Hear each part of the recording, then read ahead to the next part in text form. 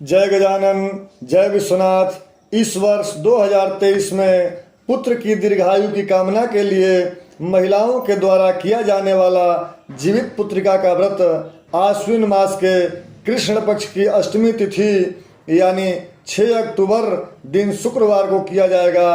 अष्टमी तिथि 6 अक्टूबर को दिन में 9:25 के बाद लग जा रही है एवं अगले दिन यानी 7 अक्टूबर को दिन में 10:21 तक है।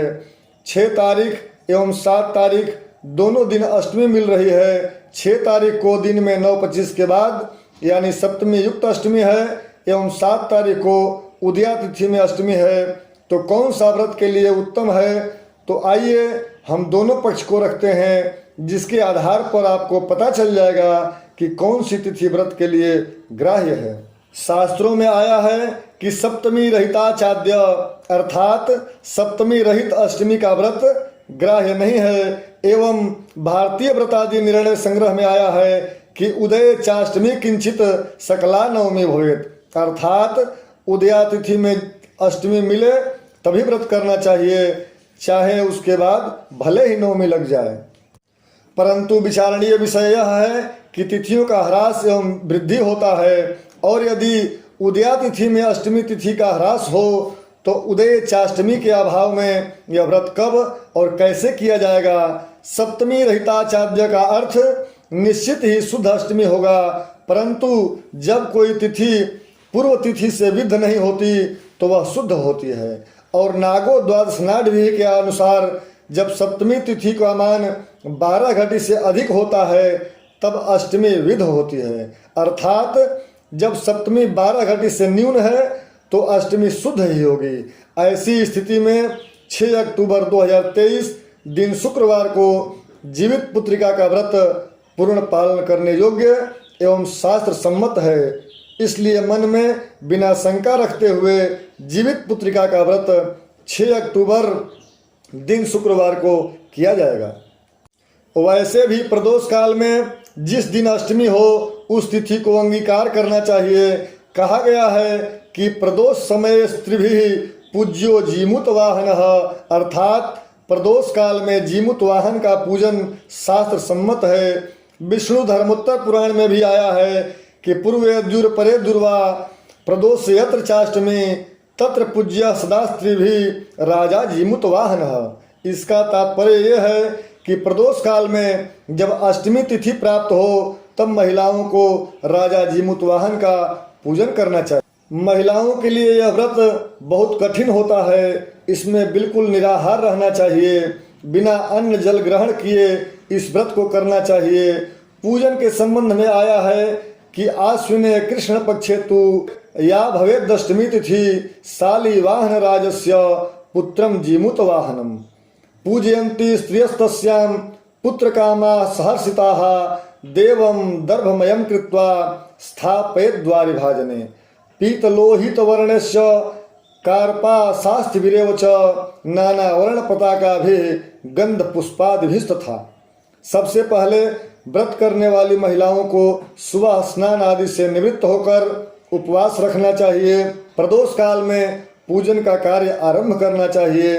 शुद्ध एवं पवित्र होकर तालाब या नदी जलाशय के निकट गोबर से भूमि को लीपकर वहां छोटा सा मंडप बनावें। उसमें एक पाकड़ का छोटा सा वृक्ष रखकर मंडप को आच्छादित करें एवं कुश से निर्मित शालीवाहन राजा के पुत्र जीमूत वाहन का प्रतिरूप मूर्ति बनाकर उसे रोली या कुमकुम से अलंकृत करें एवं उस मूर्ति को मिट्टी के पात्र एवं जल में रखकर प्रतिष्ठित करें एवं गोबर या मिट्टी का चिल्ह एवं सियारिन का मूर्ति बनाकर उसे भी सिंदूर कुमकुम आदि से अलंकृत कर संकल्प लेकर पूजन करें।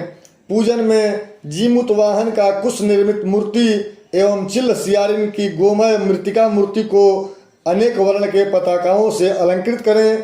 पुनः इन मूर्तियों का जल छिड़क कर स्नान करावें, वस्त्रादि से सुशोभित करें एवं गंध अक्षत पुष्प धूप दीप से पूजन करें एवं सुंदर स्वादिष्ट नैवेद्य प्रसाद फल लौंग इलायची सुपारी द्रव्य दक्षिणा अर्पित करें। अपने वंश की वृद्धि के लिए बांस के पात्र से पूजन करना चाहिए। इसके पश्चात शुद्ध एवं पवित्र भाव से कथा का श्रवण करना चाहिए। वीडियो शास्त्रोक्त एवं ज्ञानप्रद है, इसलिए इसे पूरा अवश्य देखें। मित्रों, अगर हमारे चैनल पर आप नए हैं तो वीडियो को लाइक जरूर करें एवं अन्य लोगों को शेयर करें, ताकि इससे और लोगों का लाभ प्राप्त हो सके। एवं बेल आइकन दबाकर चैनल से जुड़े रहें, ताकि शास्त्रोक्त एवं प्रमाणिक हर नए वीडियो की जानकारी आपको प्राप्त हो सके।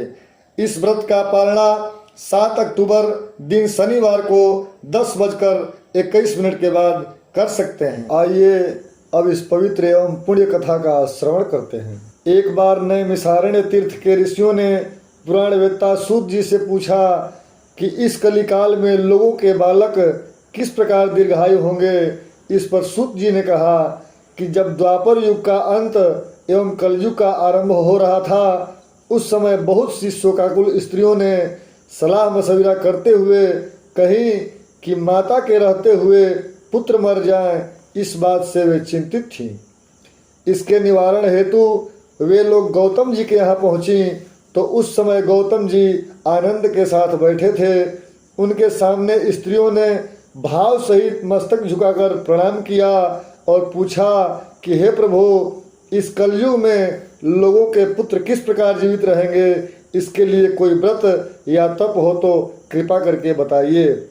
उनकी इस लोक कल्याणकारी बात को सुनकर गौतम जी ने कहा कि जब महाभारत युद्ध का अंत हो गया और द्रोण पुत्र अश्वत्थामा के द्वारा पांडु पुत्रों की हत्या की खबर से द्रौपदी अत्यंत व्याकुल हो गई एवं अपनी सखियों के साथ ब्राह्मण श्रेष्ठ धौम्य के पास गई और उनसे विनम्र भाव से पूछा कि हे विप्रेंद्र, कौन सा उपाय करने से बच्चे दीर्घायु हो सकते हैं, कृपा करके इसका उपाय बताइए। धौम्य जी बोले कि सतयुग में धर्म का आचरण करने वाला सत्यभाषी समदर्शी जीमूत वाहन नाम का राजा था। एक बार वह अपनी भार्या के साथ ससुराल गया था। एक दिन आधी रात के समय किसी स्त्री के रोने की आवाज़ सुनाई दी। उसका रुदन सुनकर राजा जीमूत वाहन अत्यंत दुखी एवं परेशान हो गए और राजा रोने की ध्वनि के आधार पर उस स्त्री के पास पहुँचे एवं उससे पूछा कि माता, आप क्यों रो रही हैं। बूढ़ी माँ ने कहा कि पक्षियों का राजा गरुड़ प्रतिदिन आकर गांव के लड़कों को खा जाता है। इस पर दयालु राजा ने कहा, माता, अब तुम मत रो, मैं तुम्हारे बच्चे को बचाने का प्रयत्न करता हूँ। इसके बाद राजा ने उस स्थान पर गया जहाँ गरुड़ प्रतिदिन बच्चों को खाया करता था। ठीक उसी समय गरुड़ भी वहाँ आ पहुँचा और राजा के बाएं अंग पर टूट पड़ा एवं मांस खाने लगा। तो राजा ने झटपट अपना दाहिना अंग गरुड़ के सामने फेर दिया। इस पर गरुड़ जी ने कहा कि तुम कोई देवता हो या मनुष्य। इस पर राजा ने कहा, हे पक्षीराज, आप ऐसा प्रश्न क्यों कर रहे हैं। आप अपने पेट भर मेरे मांस का भक्षण करिए। यह परिदृश्य देखकर गरुड़ जी रुक गए एवं राजा के जन्म एवं कुल की बात पूछने लगे। इस पर धर्मात्मा राजा ने कहा, मेरी माता का नाम सैव्या है एवं पिता का नाम शालिवाहन है। सूर्यवंश में मेरा जन्म हुआ है एवं जीमूत वाहन मेरा नाम है। राजा की दयालुता से प्रसन्न होकर गरुड़ जी ने कहा कि हे राजन, वर मांगो। राजा ने कहा कि हे पक्षीराज, यदि आप मेरे ऊपर प्रसन्न हैं तो आप आज तक जितने बच्चों को खाया है उन सबको नवजीवन प्रदान करें, अर्थात सभी बच्चे जीवित हो जाएं। और राजा ने विनती किया कि हे पक्षीराज, अब से आप बालकों को न खाएं और ऐसा वरदान दीजिए कि जो भी बच्चे पैदा लें वह दीर्घ काल तक जीवित रहें। गरुड़ जी वरदान देकर वहां से सीधे नागलोक चले गए एवं वहां से अमृत लाकर मृत बच्चों के हड्डियों पर छिड़का तो सभी मरे हुए बच्चे जीवित हो गए। राजा के त्याग एवं गरुड़ की कृपा से वहां के लोग आनंदित हो गए। इससे राजा की यश कीर्ति और भी बढ़ गया। राजा की दयालुता से प्रसन्न होकर पक्षीराज ने पुनः कहा, मैं संसार के कल्याण हेतु एक और वरदान प्रदान करता हूँ। आज आश्विन कृष्ण सप्तमी से रहित शुद्ध अष्टमी तिथि है।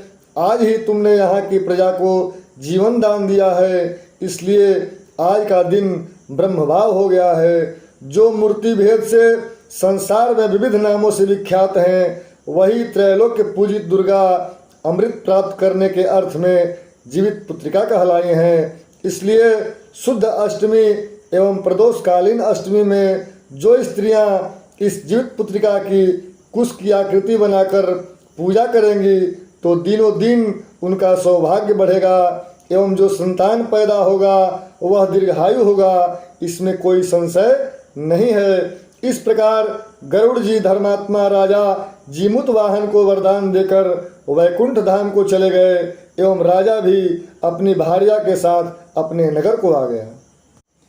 विप्रश्रेष्ठ धौम्य जी ने द्रौपदी से कहा कि हे देवी, मैंने अतिशय दुर्लभ व्रत तुम्हें बताया है। इस व्रत के करने से बच्चे दीर्घायु होते हैं। हे देवी, अगर तुम भी इस विधि से व्रत तथा राजा जीमूत वाहन की दयालुता एवं त्याग की कथा एवं भगवती दुर्गा का पूजन करो तो तुम्हें भी मनोभिलषित फल की प्राप्ति होगी। इसके पश्चात द्रौपदी ने पूर्वासीन स्त्रियों के साथ इस उत्तम व्रत को किया। गौतम जी कहते हैं, इस व्रत तथा इसके प्रभाव को एक चिल्ह ने सुन लिया तथा अपनी सखी सियारिन को बतलाया। इसके बाद पीपल की वृक्ष की शाखा में बैठकर चिल्ह ने और उस वृक्ष के खोते में बैठकर सियारिन ने भी व्रत किया। फिर वही चिल्ही ने किसी उत्तम ब्राह्मण के मुंह से यह कथा सुनाई और अपनी सखी सियारिन को सुनाया। सियारिन ने आधी कथा सुनी थी कि उसे भूख लग गई और उसने 100 से भरे स्मशान में पहुंचकर इच्छा भर मांस खाया। चिल्ही बिना कुछ खाए पिए रह गई और सवेरा हो गया। सुबह उसने गौशाला में जाकर दूध पिया। इस तरह नवमी को उसने पारण किया। कुछ दिनों बाद वे दोनों मर गई और अयोध्या में किसी धनी व्यापारी के घर में जन्म ली। संयोग से उन दोनों का जन्म एक ही घर में हुआ, जिसमें सियारिन ज्येष्ठ हुई एवं चिल्ही छोटी।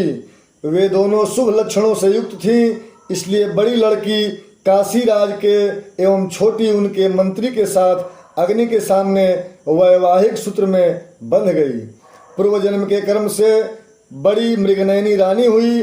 वह जिस किसी संतान को पैदा करती वह मर जाता था और पूर्व जन्म की बातों का स्मरण करने वाली मंत्री की पत्नी ने अष्टवसुओं के सदृश तेजस्वी 8 पुत्र उत्पन्न किए और सभी जीवित रहे। इस प्रकार ईर्ष्यावश अपनी बहन की पुत्रों को जीवित देख उसकी बहन ने अपने पति से कहा कि आप इनके पुत्रों को भी वही भेज दीजिए जहां मेरे पुत्र गए हैं। इस प्रकार राजा ने अपने मंत्री के पुत्रों को मारने के लिए बहुत प्रयत्न किए, लेकिन उसकी पत्नी ने जीवित पुत्रिका व्रत के प्रभाव से उन्हें बचा लिया। एक दिन राजा ने अपने मंत्री के पुत्रों का सिर कटवाकर पेटारी में बंद करके मंत्री के पत्नी के सामने भिजवा दिया, लेकिन पेटारी खोलने पर वह सभी सिर बेशकीमती जवाहरात हो गए। उनको जीवित देखकर राजपत्नी को बड़ा विस्मय हुआ और अंत में उसने मंत्री पत्नी से आकर पूछा, बहन, तुमने ऐसा कौन सा पुण्य किया है कि बार बार मारे जाने पर भी तुम्हारे पुत्र जीवित हो जाते हैं। इस पर मंत्री की पत्नी ने कहा, पूर्व जन्म में मैं चिल्ह थी और तुम सियारिन, हम दोनों ने साथ साथ जीवित पुत्रिका का व्रत किया, लेकिन तुमने व्रत के नियमों का भली भांति पालन नहीं किया और मैंने व्रत के नियमों का पालन किया था। इसी के वजह से हे बहन, तुम्हारे पुत्र नहीं जीते हैं। अगर तुम इस जीवित पुत्रिका का व्रत करो तो तुम्हारे पुत्र भी दीर्घायु होंगे। इसके कथनानुसार रानी ने भी इस व्रत को किया। इसके फलस्वरूप रानी के भी कई पुत्र हुए एवं बड़े होकर राजा हुए। इसलिए स्त्रियां चिरंजीवी एवं दीर्घायु संतान चाहती हैं तो इस व्रत को अवश्य करें। इसी तरह प्रमाणिक एवं धर्मशास्त्रोक्त व्रत कथा, उद्यापन, राशि फल, ज्योतिष, वास्तु एवं ग्रह बाधा निवारण की जानकारी के लिए हमारे चैनल से जुड़े रहें, ताकि हमारे चैनल पर आने वाले हर नए वीडियो की जानकारी आप तक पहुंच सके। जय विश्वनाथ, हर हर महादेव।